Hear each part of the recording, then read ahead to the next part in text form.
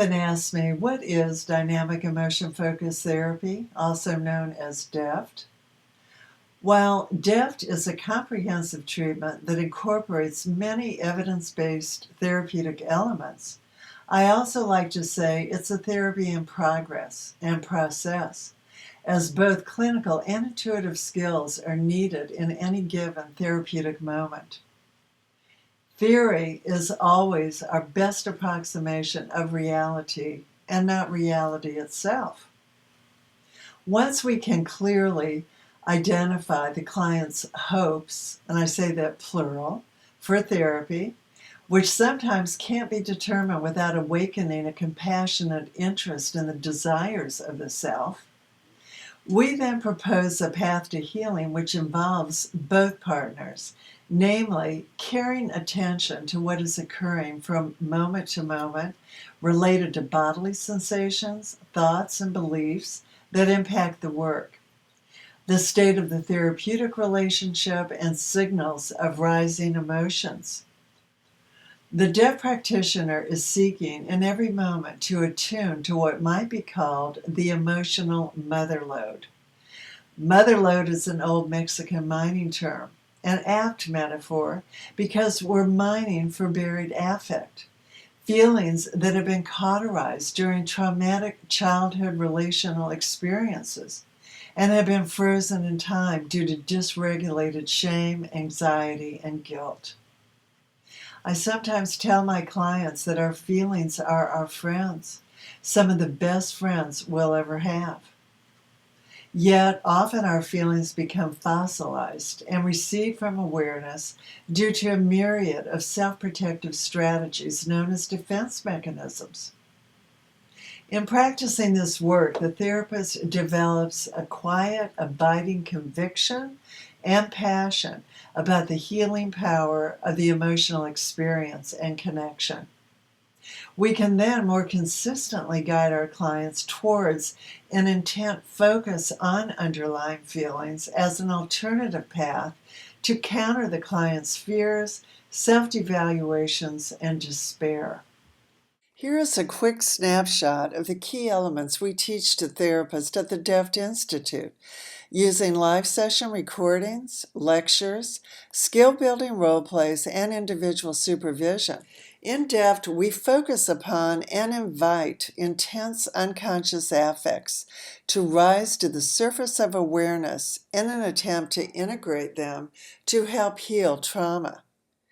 We seek to be sensitive to shame dynamics in all our interventions, especially as we address the exquisite vulnerability underlying defensive process.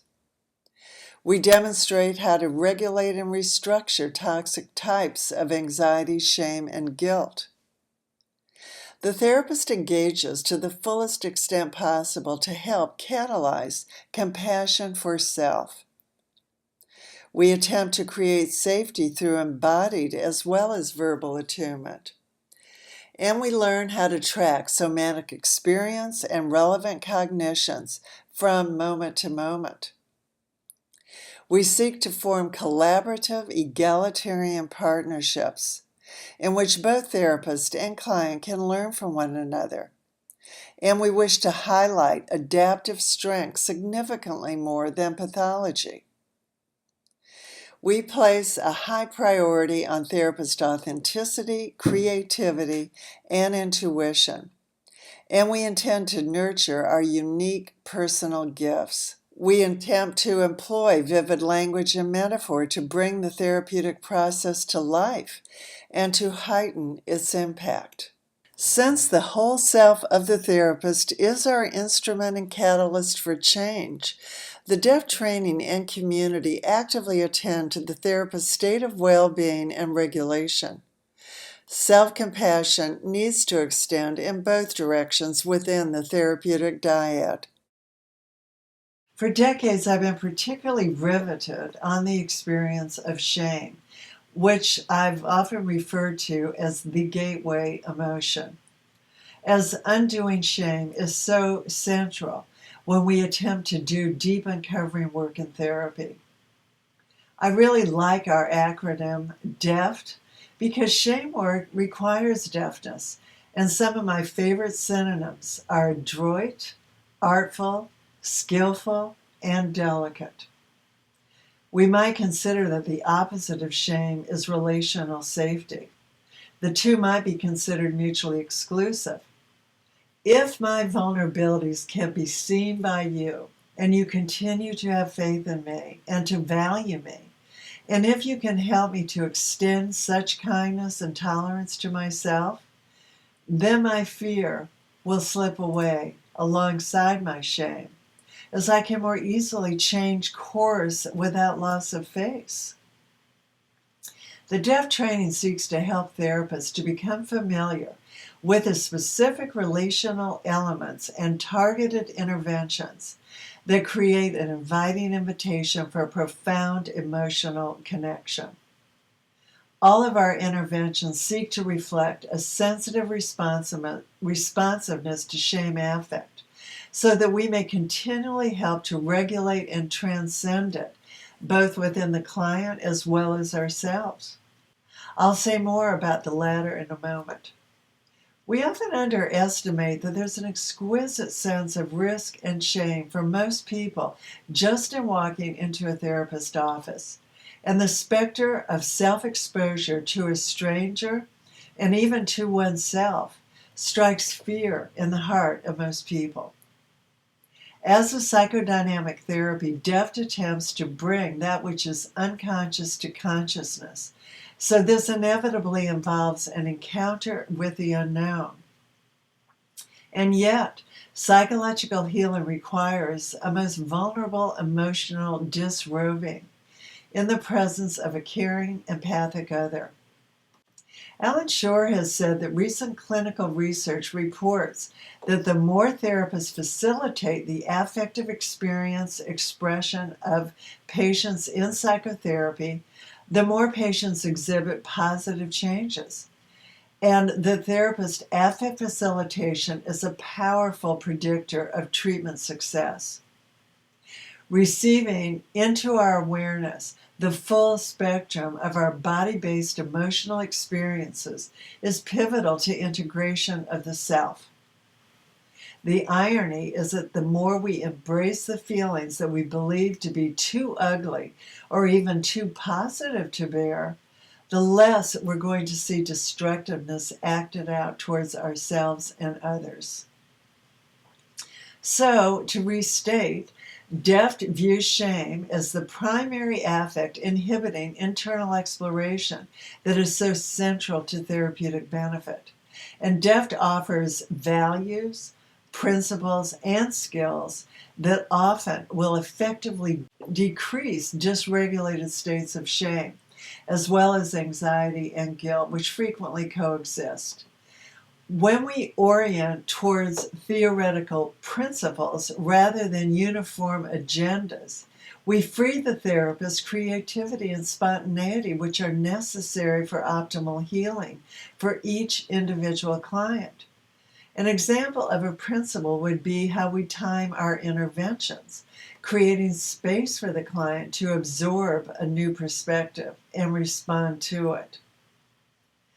DEFT is also a values-based therapy, which aims to convey compassion in ways that are embodied and palpable, along with spoken empathy and respect in all therapeutic interactions. We study the specific verbal and nonverbal elements within the therapist that support this goal. DEFT holds that the therapist's compassionate being must be transmitted before the client can internalize it.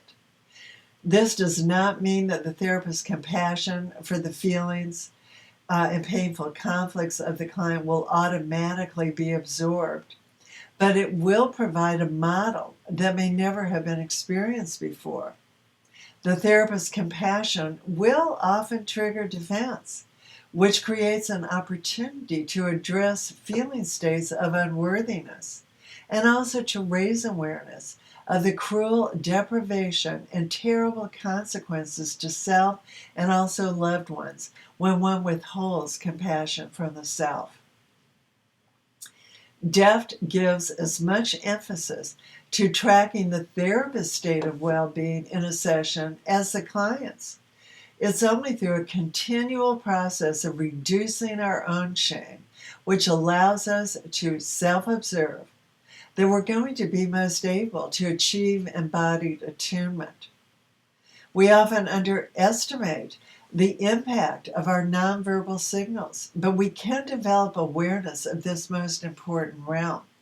Becoming a good friend to oneself is central to our effectiveness as we learn and practice this highly complex and challenging art and science of psychotherapy. DEFT seeks to disarm defenses by first helping the client to become aware of their numerous manifestations and cost, and to offer a reachable alternative that is clearly communicated and made possible through the therapeutic attachment relationship. For example, we might be helping a father to painfully face that detachment may have cost him his marriage or a job, while also recognizing that it may have kept him alive with an abusive father. We simultaneously offer a new possibility in relationship with us. Since people rely heavily on their defenses, they're often entwined with them, and it often evokes shame to become aware that they no longer serve to protect. Thus, shame sensitivity is in the forefront with DEFT defense work. Releasing defenses also evoke an intense sense of danger, and high motivation is needed to counter the strong desires to avoid emotional pain.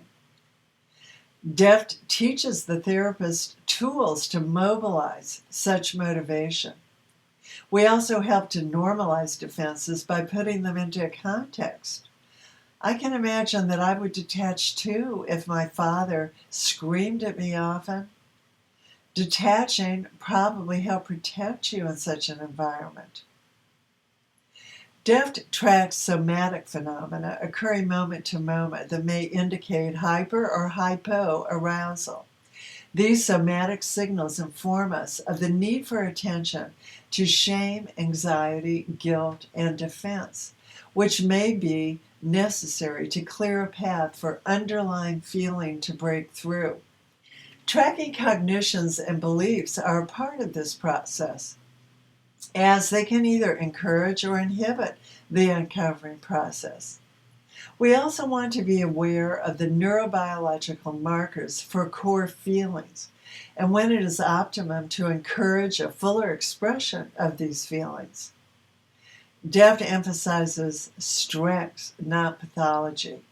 One young woman said that she felt her therapist had been trying to diagnose her, and that was the reason she dropped out of therapy.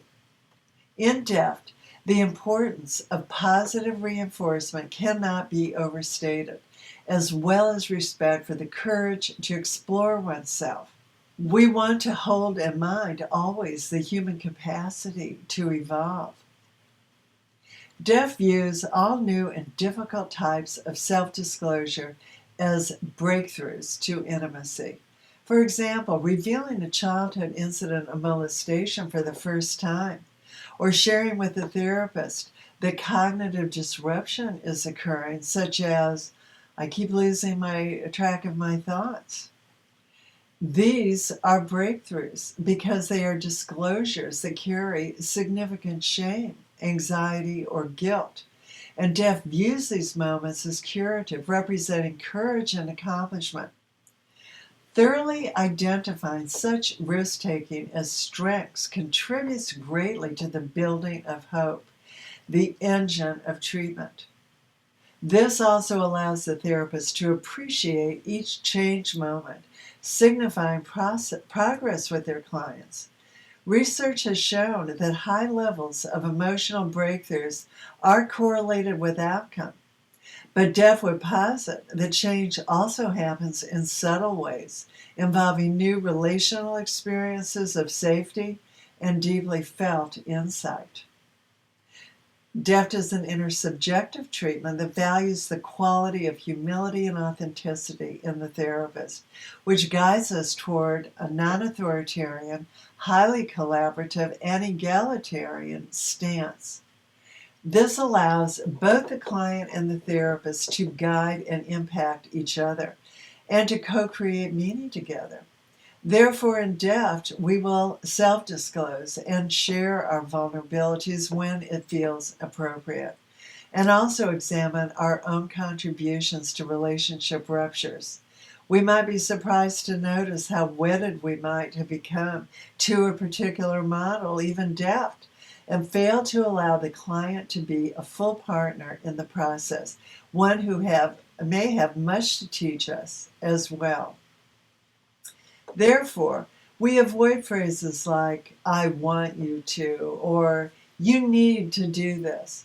You might be surprised how often we say these things.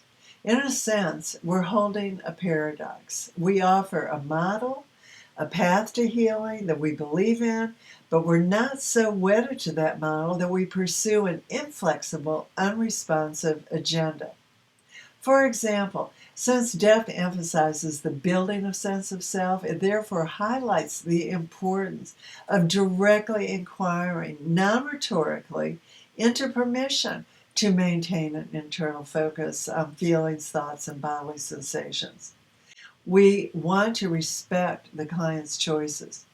Therefore, we check in periodically with questions like, does this make sense for you? How is this sitting with you? Did this work for you, or was it not helpful? What would have been more helpful? How do you make meaning of this experience? DEFT also values authenticity and courage in the therapist, which guides us to directly address impenetrable barriers to intimacy, so long as we have the permission to do so, even when it feels safer for us to avoid them. We support one another in DEFT training to overcome our own avoidant tendencies as well. DEFT recognizes that we're on a shared journey with our clients. Bearing the intensity of emotional states, both positive and painful, challenges every one of us throughout the lifespan.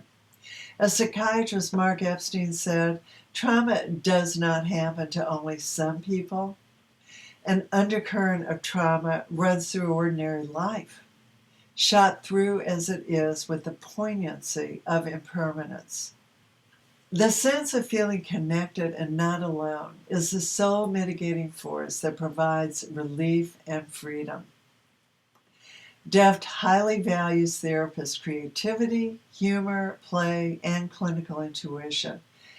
This often causes us to employ clear, non-shaming, vivid language and metaphor, which can serve to reduce shame because it can clarify and heighten the impact of our communications, as well as making them more understandable.